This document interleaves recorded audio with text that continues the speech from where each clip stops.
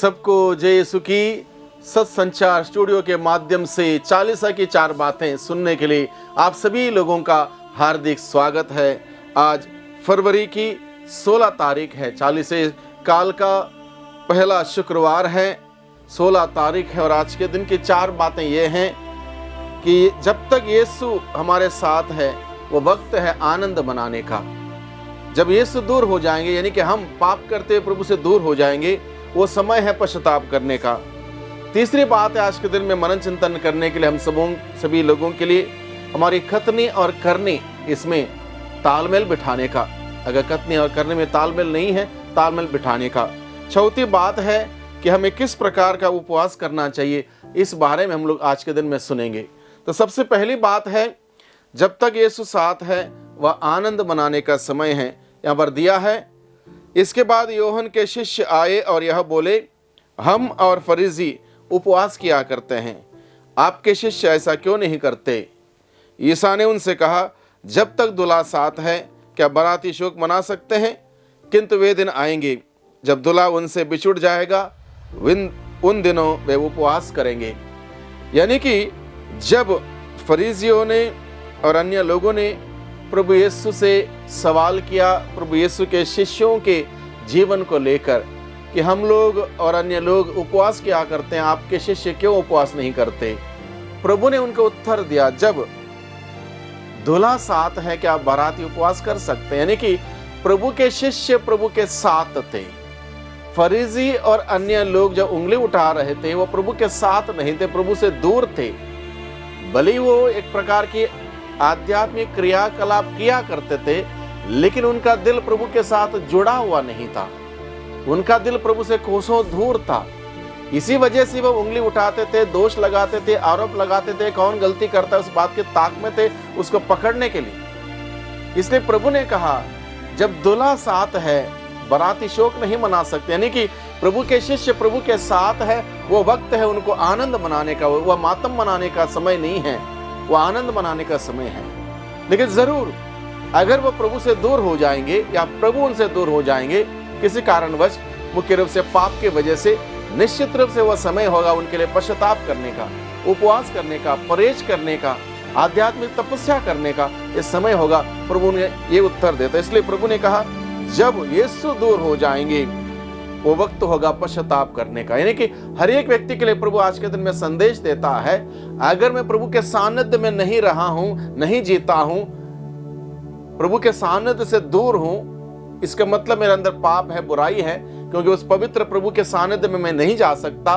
इसलिए मुझे पश्चाताप करने की जरूरत है, पाप स्वीकार करने की जरूरत है। इसलिए पश्चाताप करने का समय है, पाप स्वीकार करने का समय है, और इस समय को हम पहचानना बहुत ही जरूरी है। बहुत बार हम लोग सोचते हैं हम ठीक हैं, सब कुछ सही है, नहीं है। हर वक्त, हर क्षण, हर समय हमें अपनी ओर ध्यान देना होगा। अपने काम दाम, हमारे सोच विचार, हमारी बातचीत, हर एक बातों पर ध्यान देना होगा, क्योंकि कई बार हम लोग सही मार्ग से यूं ही भटक जाते हैं और पता ही नहीं चलता कब भटक गए। इसलिए प्रभु का वचन कहता है, जब प्रभु के साथ है वो आनंद मनाए, प्रभु के साथ नहीं है वो समय है पश्चाताप करने का, पाप स्वीकार करने का समय है। तीसरी बात आज के दिन में मनन चिंतन करने के लिए प्रभु हमें देता है, कथनी और करनी में तालमेल रखना बहुत ही जरूरी है। हमारी कथनी और करनी दोनों में तालमेल रखना बहुत ही जरूरी है। अगर करनी में अलग है, कथनी अलग है, बोलना कुछ है, करना कुछ है, वो उसमें असमंजस है, इसके मतलब हमारी धार्मिकता बहुत ही फॉल्टी है। यानी कि ये समय है हमारे कथनी और करनी में तालमेल बिठाने का समय है। जो मैं बोलता हूं उसको करूं, जो करता हूं उसको बोलूं, ऐसा जीवन बिताने के लिए प्रभु का वचन हमें आज के दिन में निमंत्रण देता है। और चौथी बात है आज के दिन में मनन चिंतन करने के लिए, प्रभु किस प्रकार का उपवास चाहता है। आज के दिन शुक्रवार है, उपवास का विशेष दिन है, इसलिए प्रभु किस प्रकार का उपवास चाहता है, इस बात को हमारे सम्मुख रखता है। यहाँ पर कम से कम 6-7 बातें, महत्वपूर्ण बातें प्रभु ने हम सबों के सम्मुख रखी हैं, याद दिलाई हैं। उसमें से पहली बात है, अन्याय की बेड़ियां तोड़ दें। अन्याय की, यानी कि किसी प्रकार का अन्याय ना करें, किसी को दुख ना दें, किसी को चोट ना पहुंचाएं, किसी को किसी प्रकार के ठेस पहुंचने वाले बातें, सोच विचार, कार्य ना करें। इससे हमें परहेज करने की जरूरत है, उपवास करने की जरूरत है।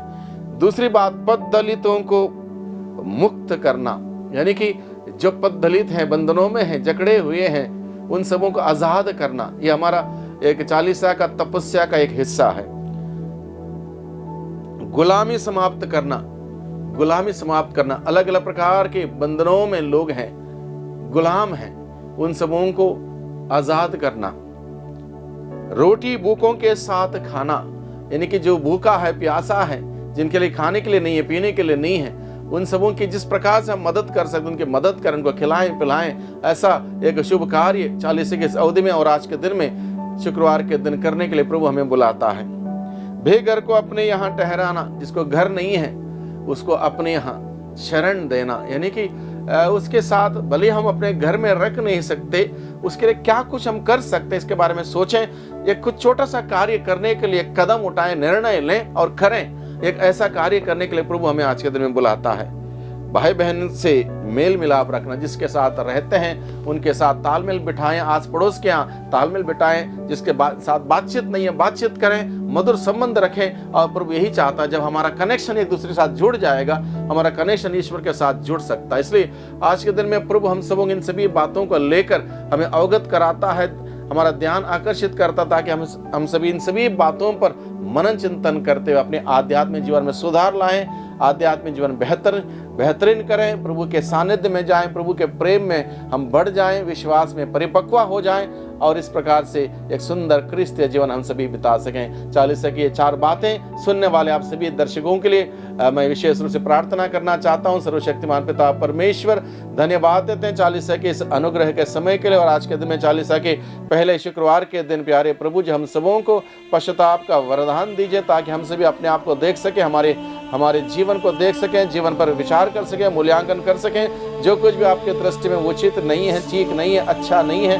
उन सबों को बाहर करते हुए, त्यागते हुए, जो कुछ आपके दृष्टि में अच्छा है, नेक है, आदर्श है, उनको अपनाते हुए सुंदर क्रिस्तीय जीवन बिताने की शक्ति सामर्थ्य में प्रदान कर दुआ करते हैं उद्धारकर्ता यीशु मसीह के नाम से, आमीन।